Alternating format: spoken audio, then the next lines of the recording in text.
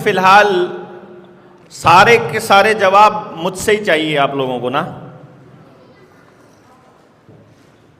मैं ये समझता हूं पिछली डिबेट में फंसने की बजाय अगर हम एक्चुअली यहां से आगे कैसे बढ़ें उस पर ज़्यादा बढ़िया रहेगा। जैसे एक सवाल आया है 1947 और 1951 के बीच किन लोगों की सरकार रही?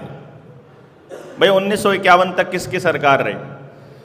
1947 में जिसकी सरकार थी, 1946 में जिसकी सरकार थी, 1935 में जिसकी सरकार थी, उन्हीं की सरकार रही और आज भी उन्हीं की सरकार है, उन्हीं की है।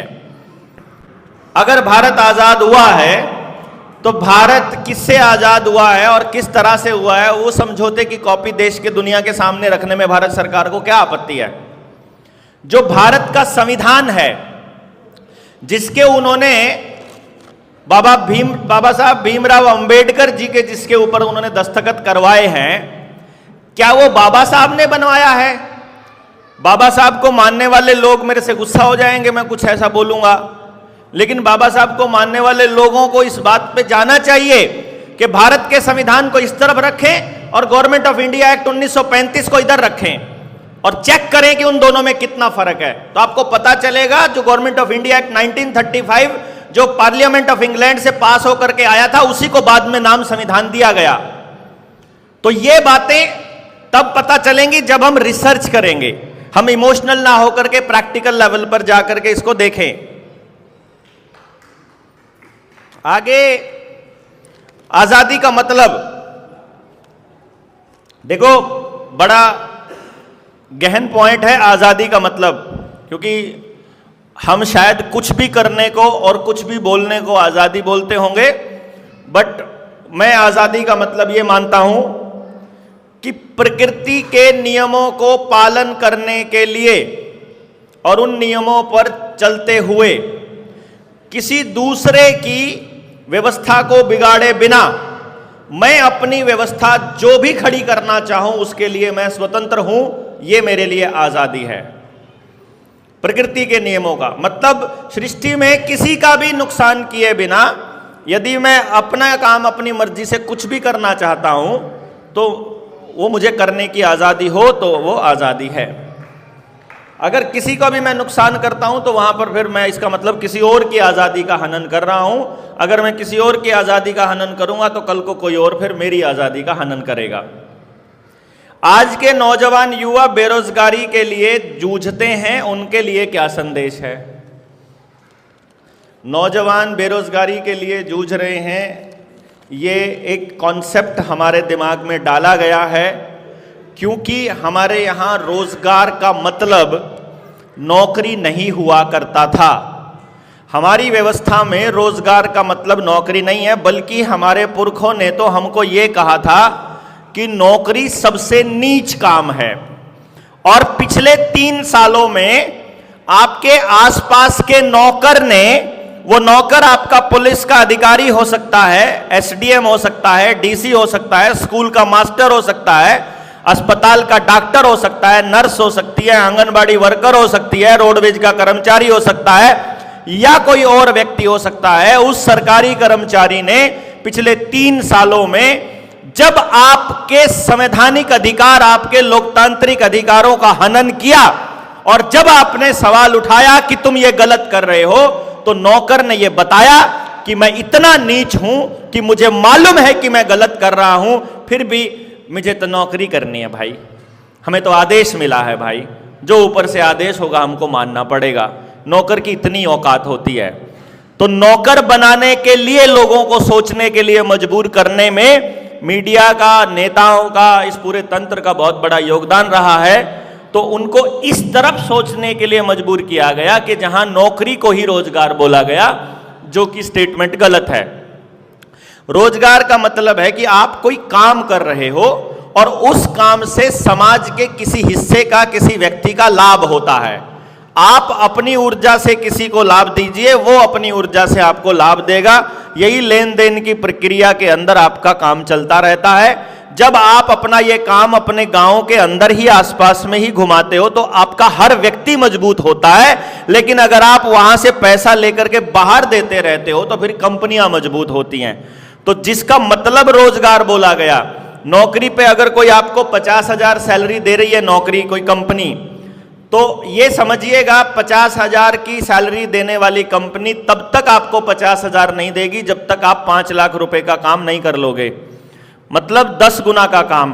तो जब आप किसी कंपनी के लिए 10 गुना काम कर सके, एक 10वां हिस्सा कमा रहे हो, तो आप अपने लिए क्यों नहीं कर रहे हो? इन नौजवानों को मेरा यह संदेश है कि जो भी करे या तो अपने परिवार के लिए करे, या अपने समाज के लिए करे, या अपने गांव के लिए करें। कभी किसी कंपनी के लिए करने के बारे में सोचना बंद कर दें, इंक्लूडिंग गवर्नमेंट ऑफ इंडिया। सरकारी कर्मचारी का भी फर्ज यही है, क्योंकि उसकी सैलरी समाज के लोगों से मिलती है, समाज के लोगों के टैक्स से मिलती है। तो सरकारी कर्मचारी को भी सरकारी अधिकारियों की बजाय, ऊपर के अधिकारियों की बजाय जनता के हितों पर सोचना चाहिए, उसी की दिशा में काम करना चाहिए। नेताजी सुभाष चंद्र बोस आजाद हिंद सरकार के पहले प्रधानमंत्री कहां गए 1945 के बाद, और उनका पता क्यों नहीं चला? भैया, एक और प्रधानमंत्री थे लाल बहादुर शास्त्री, उनकी भी मौत कैसे हुई आज तक पता नहीं चला। और इसी तरह से तमाम वो लोग जिन्होंने भी रुपए को समझा है और रुपए पर बोले हैं, उनका यही हश्र होना है। जब सारे प्राइवेट बैंकों को, क्योंकि ये जो आरबीआई है और ये जितने भी बैंक हैं ये सारे प्राइवेट हुआ करते थे, ऑफिशियली प्राइवेट लिमिटेड लिखा जाता था इनके आगे। इंदिरा गांधी ने जब इनको नेशनलाइज कर दिया और देश की प्रॉपर्टी घोषित कर दी, तो इंदिरा गांधी को भी मार दिया गया था, आपको याद होगा। जब सारी प्रॉपर्टियां, प्राइवेट प्रॉपर्टीज को, जैसे जब टाटा को अभी नरेंद्र मोदी ने कितने सालों बाद इंदिरा गांधी का किया हुआ काम रिवर्स किया कि एयर इंडिया जो भारत सरकार की थी उसको वापस टाटा को दिया गया। वो टाटा की थी पहले, टाटा से उसको देश की प्रॉपर्टी बनाया कि यार तुम सारा प्रॉफिट, सारी जमीनें तुमने ले रखी हैं, एयरपोर्ट वो सरकार के पैसे पर है, जमीन लोगों के पैसे पर है, एयरक्राफ्ट में जो लोन मिला हुआ है वो जनता का पैसा का है, तुमको जितना और पैसा मिला हुआ है वो जनता का पैसा है। तुम कह रहे हो हमसे फायदा कुछ नहीं होता, हम तो लॉस में हैं। जब तुमको लॉस ही लॉस चल रहा है तो तुम्हारा लॉस बचाने के लिए भारत सरकार को दे दो, भारत सरकार लॉस अपने आप सहन कर लेगी, कम से कम देश के लोग तो घूमेंगे, प्रॉफिट रेवेन्यू सरकार को तो आएगा।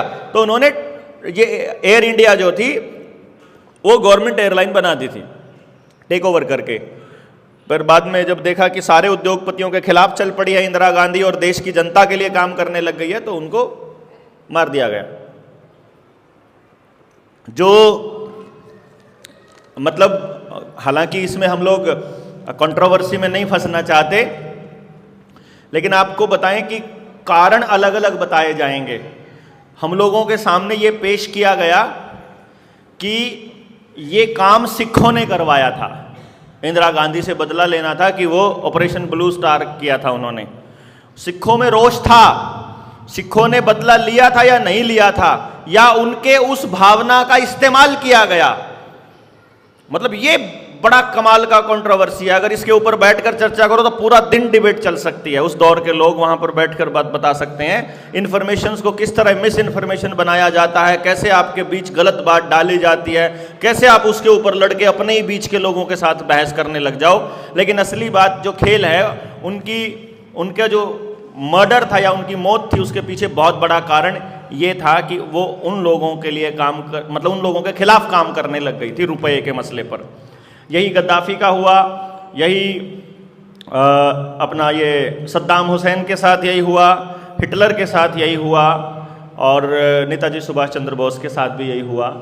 रुपये के मसले पर भी मतलब ये समझिए कि जब राजीव दीक्षित ने इस बाहर गए हुए फंड्स के बारे में जब जानना शुरू किया, और जब वो रुपये के मसले पर आने ही वाले थे, उससे पहले ही उनको भी रास्ते से हटा दिया गया।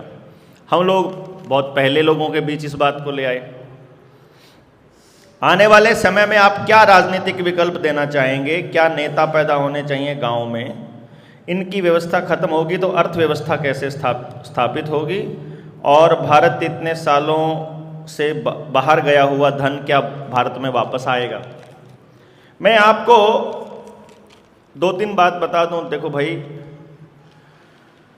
इस देश में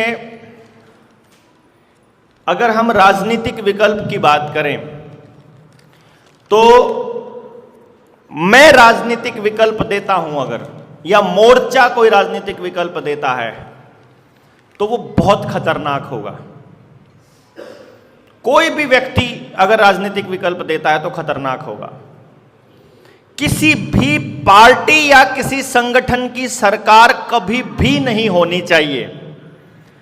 हमारा मानना यह है कि व्यवस्था ऐसी होनी चाहिए कि सरकार किसी भी पार्टी की हो, विधायक कोई भी हो, सांसद भाई बाहर जाके कर लो, बात करनी है तो यार यहां बैठे और बात कर रहे हो, या तो यहां बैठे तो यहीं बैठो बस।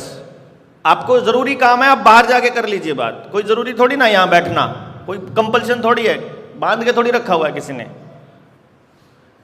इंटरेस्ट नहीं है या आपके काम की बात नहीं है तो, या फिर आपके जरूरी बहुत ज्यादा काम है तो बाहर बैठिए, कोई दिक्कत नहीं।